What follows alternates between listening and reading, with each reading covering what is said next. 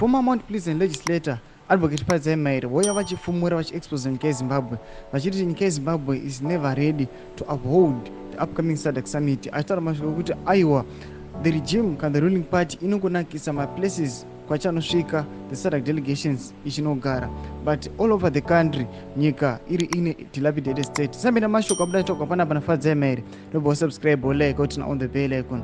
Tipina paendo pake anonyora achiti, for their sake I hope none of the SADC delegations will be staying anywhere close to where I live. We have daily load shedding.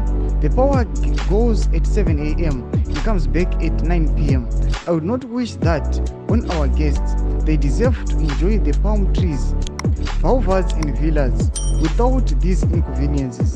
The failure of basic services must remain treat for the citizens only within new leaders. No masukari hapana vachiti aiwa ma services ari poor aringonzi aiwa ndeye ma citizens emunyika yeZimbabwe kunyange uchizviti unosupporta the ruling party kana opposition vanhu vari kusafa kunzi uku anoyachendera mberi taura mashoko kuti aiwa for their sake the SADC delegations kana ma SADC leaders aiwa hafanike vachigara kudhuze nekwatogara noda kwokuti hakusi kuraramika kune ma load shedding.